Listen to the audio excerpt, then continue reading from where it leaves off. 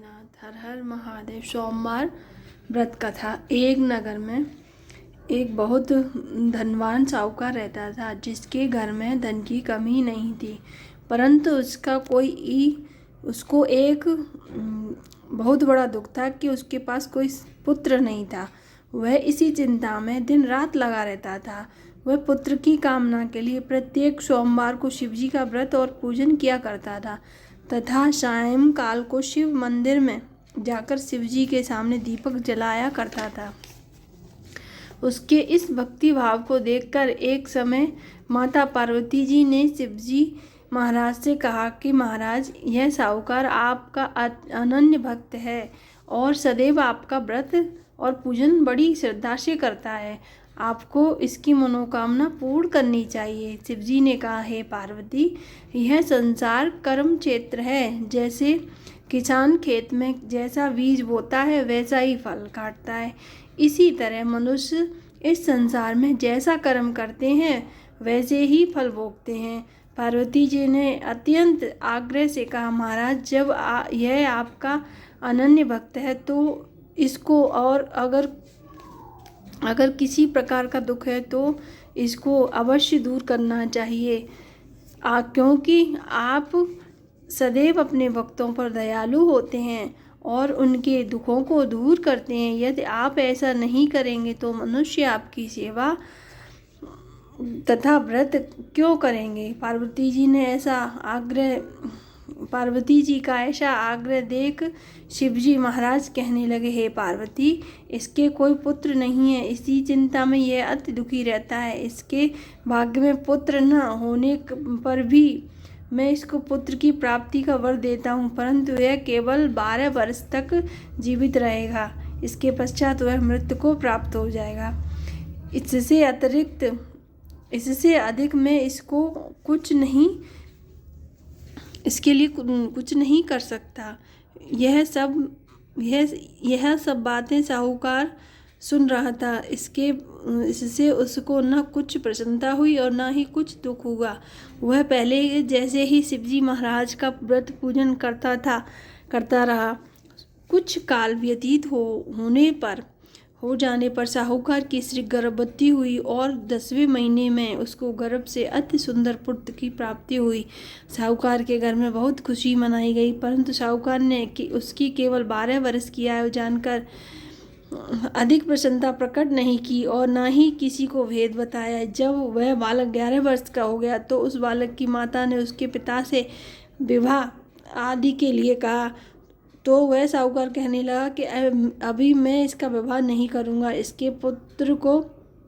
अपने पुत्र को काशी जी पढ़ने के लिए भेजूँगा। फिर साहूकार ने अपने साले अर्थात बालक के मामा को बुला करके उसको बहुत सा धन देकर कहा, तुम इस बालक को काशी जी पढ़ने के लिए ले जाओ और रास्ते में जिस स्थान पर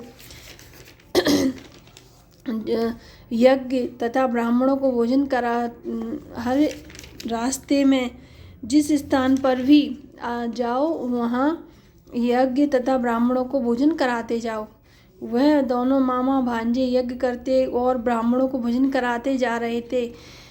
रास्ते में उनको एक शहर पड़ा। उस शहर में राजा की कन्या का विवाह था और दूसरे राजा का लड़का जो विवाह करने के लिए बारात लेकर आया था वह एक आंख से काना था। उसके पिता को इस बात की बड़ी चिंता थी कि कहीं वर को देखकर कन्या के माता पिता विवाह में किसी प्रकार की अड़चन पैदा न कर दे। इस कारण जब उसने अति सुंदर सेठ के लड़के को देखा तो मन में विचार किया कि क्यों न दरवाजे के समय इस लड़के से वर का काम चलाया जाए। ऐसा विचार कर वर के पिता ने उस लड़के और उसके मामा से बात की और तो वे राजी हो गए। फिर उस लड़के को वर के कपड़े पहना तथा घोड़ी पर चढ़ा दरवाजे पर ले गए और सब कार्य प्रशंसा से पूर्ण हो गया। फिर वर के पिता ने सोचा कि यदि विवाह कार्य भी इसी लड़के से कराया जाए तो क्या बुराई है। ऐसा विचार करके लड़के उसके मामा से कहा, यदि आप फेरों और कन्यादान के काम को भी करा दें तो वो आपकी बड़ी कृपा होगी और मैं इसके बदले में आपको बहुत धन दूंगा। तो उन्होंने स्वीकार कर लिया और विवाह कार्य भी बहुत अच्छी तरह से संपन्न हो गया। परंतु जिस समय लड़का जाने लगा तो उसने राजकुमारी की चुंदड़ी के पल्लू पर लिख दिया कि तेरा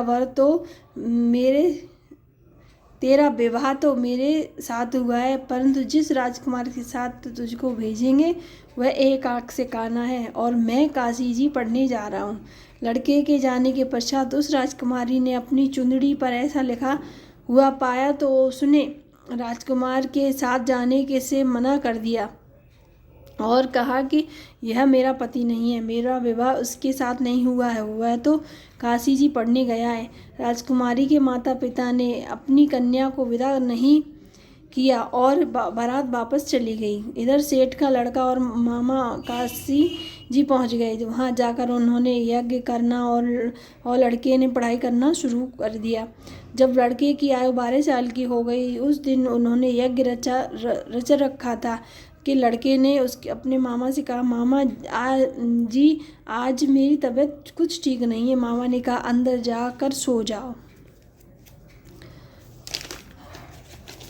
लड़का अंदर जाकर सो गया और थोड़ी देर में उसके प्राण निकल गए। जब उसके मामा ने आकर देखा तो वह मुर्दा पड़ा था और बहुत बड़ा दुख हुआ और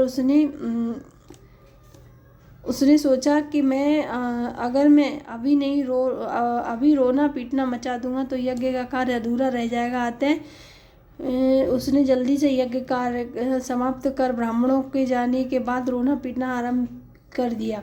संयोगवश उसी समय से पार्वती जी उधर से जा रहे थे। तब उन्होंने जोर जोर से रोने की आवाज़ सुनी तो पार्वती जी कहने लगी, महाराज कोई दुखिया रो रहा है, इसके कष्ट को दूर कीजिए। जब शिव पार्वती ने पास जाकर देखा तो वह लड़का मुर्दा पड़ा था।